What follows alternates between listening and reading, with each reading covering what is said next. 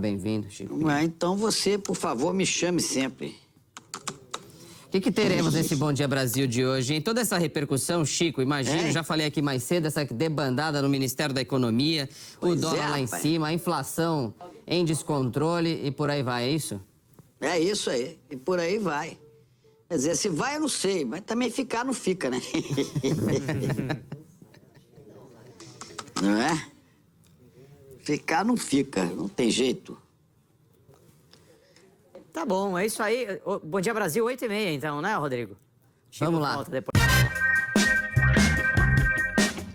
Fala, seus mal diagramados, como jornalista eu sempre ressalto neste canal que é preciso deixar bem claro a separação entre peão de redação, colunista que é pena de aluguel do patrão e os donos dos veículos de comunicação. Trabalhar todo mundo precisa. Eu mesmo passei 7 anos na Record e sei que a maioria dos profissionais de imprensa que trabalha lá nunca pisou em uma igreja universal na vida. E em jornalismo, para ser bem sincero, há pouquíssimas empresas que oferecem estrutura e bons salários fora do segmento das gigantes da TV, da internet e do jornalismo impresso. E uma figura que ajuda a entender melhor essa separação entre o trabalhador e o veículo de comunicação é Chico Pinheiro, que foi âncora do Bom Dia Brasil até semana passada, quando a Globo o demitiu. Eis um exemplo interessante de como é possível defender a sua biografia sem ter que se dobrar ao posicionamento golpista e antiético dos empregadores. E acredite, isso é muito raro, principalmente quando está em jogo um salário que podia chegar facilmente à casa dos R$200 mil.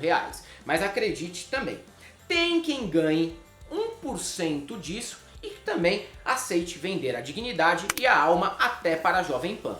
Mas ganhar bem e ser uma estrela nas emissoras nunca foi impeditivo para Chico não só defender as próprias opiniões, como bater de frente com as diretorias quando discordava de alguma coisa, como também para apresentar os jornais com uma informalidade não recomendada em ambientes sisudos e sem graça como uma bancada de um telejornal. Mas aí não tinha o que fazer, o cara é carismático. Gaúcho de Santa Maria apenas no RG, Chico sempre se apresentou como mineiro, até porque foi para o estado ainda bebê. Só que Chico também não se encaixa no estereótipo clássico do mineiro católico fervoroso de procissão.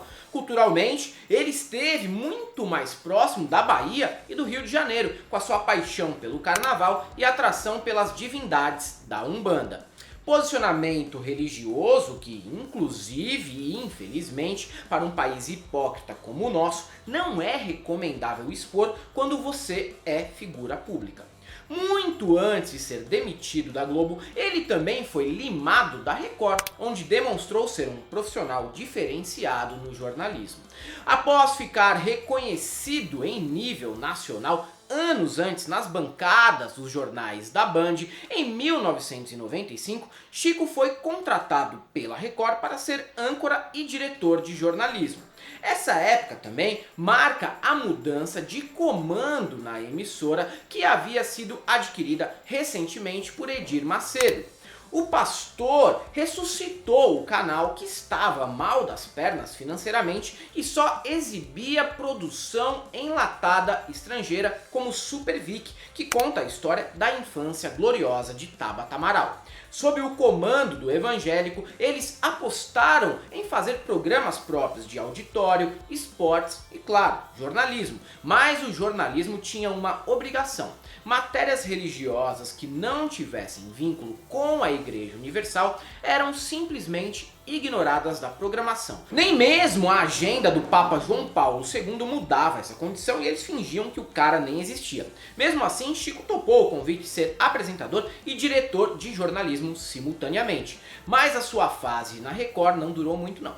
Meses depois de ser contratado, o cara precisou lidar com a polêmica cena em que o bispo Sérgio von Helder chuta uma imagem de Nossa Senhora Aparecida, um vídeo que chocou os católicos e os anticrentes naquela naquela época. Chico não se fez de doido sobre o episódio não, e ao ser entrevistado pelo Jornal do Brasil, deixou claro que seu compromisso era com a notícia e não com o que a Igreja Universal pensava. Edir Macedo então topou pedir desculpas, mas o jornalista queria que o caso fosse reparado seguindo a ética da profissão, que indica que sejam ouvidos os dois lados. O que não significa também colocar a Gabriela Prioli e o Caio Coppola para debater na CNN. Não é sobre isso que estamos falando aqui. Na ótica do diretor de jornalismo da Record da época, para que o trabalho fosse bem feito, não só Edir teria que se desculpar, como Dom Eugênio Salles teria um espaço para falar como a parte agredida da história. Mas isso aí já pareceu demais para o líder religioso. Por outro lado, Chico combinou com a equipe de veicular uma entrevista gravada de Salles, ou ao menos ler trechos do que o representante católico tinha a dizer. No fim, a matéria foi exibida, Chico ficou contente, todos riram e ele foi demitido, com a justificativa de não ter respeitado a ética profissional. Ironicamente, foi uma das raras vezes em que a ética jornalística foi seguida tão à risca na televisão brasileira. Mas a demissão de Chico foi como cair para cima. Logo em seguida, ele foi contratado pela Globo, onde ficou até semana passada. Apesar de ter apresentado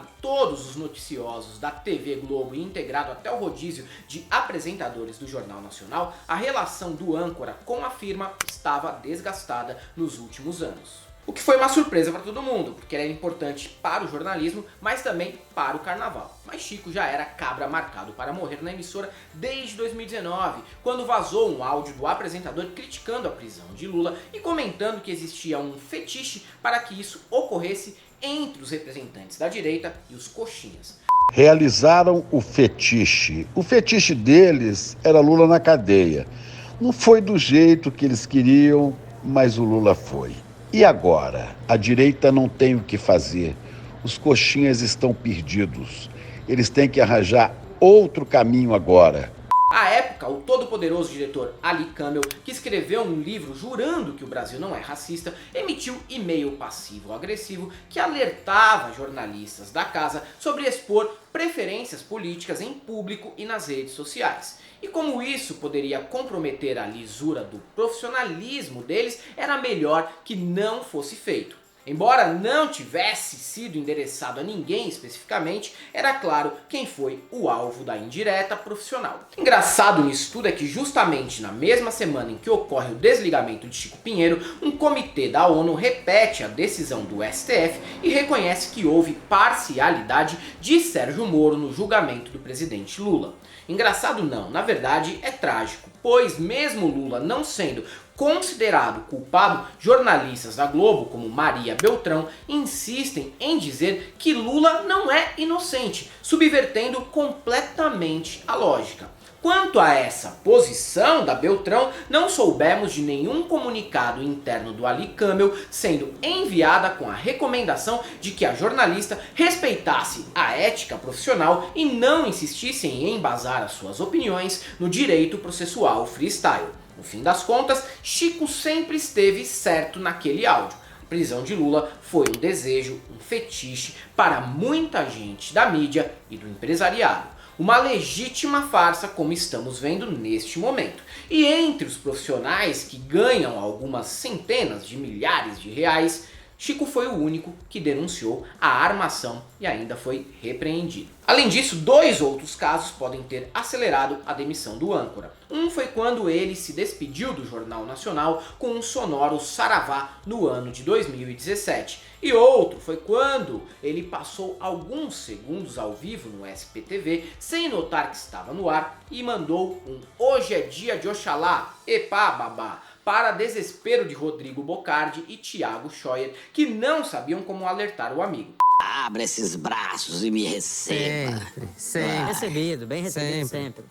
Hoje é dia de Oxalá. Epa, babá! Epa, agora é o seguinte, é que São Paulo é essa doideira, né? Que você sabe como é que é, você conhece muito bem. E aí a gente vai Ali Camel insiste que não somos racistas, mas a pergunta que fica para ele e todos aqueles que repetem essa ladainha é a seguinte: se não somos mesmo racistas, por que manifestações de religiões afro são vetadas na TV? Não precisa responder de verdade, todo mundo sabe o motivo. Chico também sabe. Por isso que em seu desligamento a Globo pediu um contrato de confidencialidade com o jornalista, segundo noticiou Daniel Castro do blog Notícias da TV. A Globo nega, claro que nega. Como negou a ditadura, as diretas já, e ainda insiste que Lula não é inocente. O negacionismo não é só científico. Chico, no entanto, parece estar feliz. Aos 68 anos, é um homem realizado, provavelmente muito bem de vida, e na mesma semana em que saiu da Globo, disse que está pronto para lutar contra a barbárie nas eleições, avisou que o golpe está sendo dado e foi a um jantar na casa de Caetano Veloso. Dia hoje é sexta-feira, estou de branco. Meu pai Oxalá, epa babá. Graças a Deus hoje é sexta-feira, é vida que segue, Caetano. Hoje não é sexta-feira, mas o espírito que nos rege é o mesmo das despedidas de Chico Pinheiro no Bom Dia Brasil antes dos fins de semana. Vida que segue, graças a Deus, para ele e para nós. É isso aí, galera. Para quem gosta do nosso canal, nós temos nosso Apoia-se, seja membro, Pix e conta jurídica. E não esqueçam também de se inscrever aqui, caso você ainda não tenha feito isso. E além do YouTube, estamos presentes também no Instagram, no Twitter e no Facebook. Não esqueçam de nos seguir lá. E para todos aqueles que achavam que a Globo não reagiria aos áudios de Chico Pinheiro em 2019, só temos uma coisa para te dizer: não passarão.